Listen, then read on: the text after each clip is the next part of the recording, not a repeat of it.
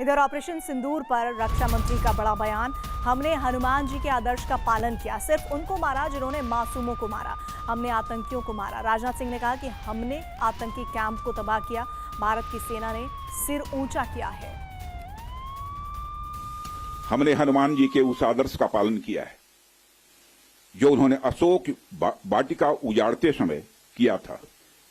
जिन मोहि मारा तिन मोहि मारे,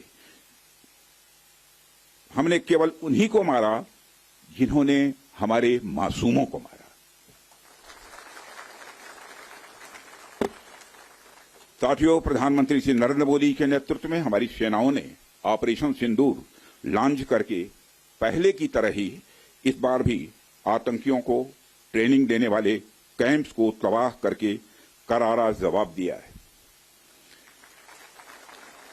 भारत ने अपनी सरजमी पर हुए हमले का जवाब देने के लिए अपने राइट टू रेस्पॉन्ड का इस्तेमाल किया है और हमारी यह कार्रवाई बेहद सोच समझकर सधे हुए तरीके से की गई है। आतंकियों के हौसले पस्त करने के उद्देश्य से यह कार्रवाई महज उनके कैंप्स और इंफ्रास्ट्रक्चर तक ही सीमित रखी गई है। मैं पुनः हमारे आर्म्ड फोर्सेस के शौर्य को मैं नमन करता हूं। और पाकिस्तान की तरफ से की जा रही फायरिंग के बाद लोगों को सुरक्षित स्थानों पर ले जाया जा रहा है। सांबा सेक्टर से हमारे सहयोगी कुमार कुंदन की रिपोर्ट देखिए। इस वक्त मैं सांबा सेक्टर में मौजूद हूं और हमारे सामने में आप देख सकते हैं कि गांव वालों को लेके गाड़ियां निकल रही हैं और ये धीरे धीरे गाड़ियां बॉर्डर की तरफ जा रही हैं, बॉर्डर से निकल के जा रही हैं। आप लोग किधर के लिए निकल रहे हैं? कहाँ जा रहे हैं? स्वाखा मोड़। तो आप लोग को गांव सुरक्षा के लिए खाली करने के लिए बोला गया? हाँ जी, हाँ, वो बोला गया खाली। कहीं कोई डर वर तो नहीं लग रहा है? नहीं। और कब, मतलब कितने दिनों के लिए कुछ पता है? कितने दिनों की जाएंगे, कब तक रहना पड़ेगा? कुछ पता नहीं है। कब तक रहेंगे बाबा, कुछ पता है? नहीं, सुबह आ जाएंगे तो फिर आ जाएंगे। हाँ। 2-3 दिन। अच्छा, अब तो अम्मा पहली बार रुके हैं या पहले भी, इससे पहले भी गए थे? बड़ी बार किया। हाँ। जाते रहते हैं? जाते रहते हैं। कोई दिक्कत वाली बात नहीं है? नहीं। कोई डर वर तो नहीं है? तो ये देखिए, जितनी भी जनता है इनको किसी भी तरह का कोई डर नहीं है, क्योंकि गांव खाली करवाया जा रहा है और वो इसलिए करवाया जा रहा है क्योंकि शेलिंग और तमाम तरह की चीजें काफी हो रही है, जिसकी वजह से पूरा जो गाँव है वो गाँव धीरे धीरे खाली हो रहा है। उधर पाकिस्तान की ओर से गोलाबारी में एलओसी के पास उरी सेक्टर के गांव में कई घरों को नुकसान पहुंचा है। ग्राउंड जीरो से संवाददाता इरफान कुरैशी की रिपोर्ट देखिए।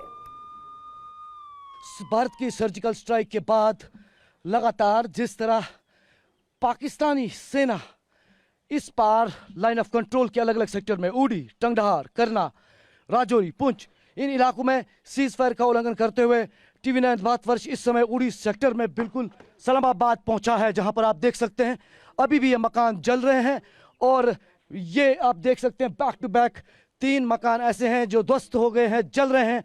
मुझे थोड़ा एहतियात करके आगे आके तस्वीरें दिखाएं, क्योंकि अभी भी ऊपर जो है कोयला गिर रहा है। ये जो पूरी लकड़ी मकान की जली है यहाँ नीचे गिर रही है। इस तरफ देखिए, अभी आग जो है वो लगातार जल रही है। यहाँ पर खतरा भी है क्योंकि जो एम्युनिशन शेल्स वगैरह है वो इस जगह पर अभी भी मौजूद है। इस तरह की आशंका, आप देखिए तबाही के ये मंजर। भारत ने जिस तरह आतंकी कैंप्स पर स्ट्राइक किया, बावलपुर, मुजफ्फराबाद और अन्य 7 जगहों पर करीबन 9 ऐसे ठिकाने हैं पाकिस्तान ऑक्युपाइड कश्मीर और पाकिस्तान में जहां आतंकी कैंप्स थे। सबसे महत्वपूर्ण जैश मोहम्मद के हेडक्वार्टर पर सर्जिकल स्ट्राइक, मिसाइल दागे गए और करीबन 100 से ज्यादा आतंकी मार गिराए गए। तो भारत का बदला पूरा हो गया है और पाकिस्तान में किन 9 ठिकानों पर हमले हुए हैं, आइए आपको एक एक करके बताते हैं। सबसे पहले आपको हम दिखाने जा रहे हैं पीओके में आतंकी के ठिकाने सवाई नाला कैंप, मुजफ्फराबाद, लश्कर का ये ट्रेनिंग सेंटर, इसको खत्म कर दिया गया। अगली तस्वीर आपके सामने आएगी जो हम आपको दिखाने जा रहे हैं वो है एलओसी में पीओके के आतंकी ठिकाने सैदना बिलाल कैंप मुजफ्फराबाद जो जैश ए मोहम्मद का ट्रेनिंग सेंटर था उसे भी खत्म कर दिया गया है।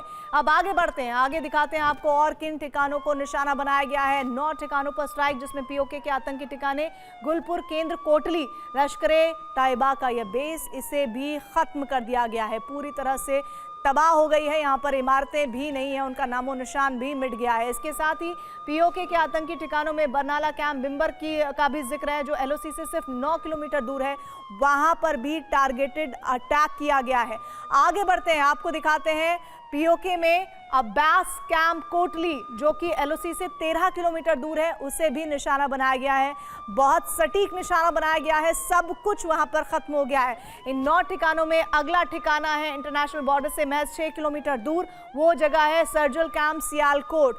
सियालकोट से अब वहां पर इवैक्यूएट लोगों को कराया जा रहा है क्योंकि कभी भी और कुछ भी हो सकता है। इसके अलावा मेमूना जाया कैंप सियालकोट इंटरनेशनल बॉर्डर से ये 18 से 12 किलोमीटर, उल्टा लिख दिया है, 12 से 18 किलोमीटर के बीच की दूरी है।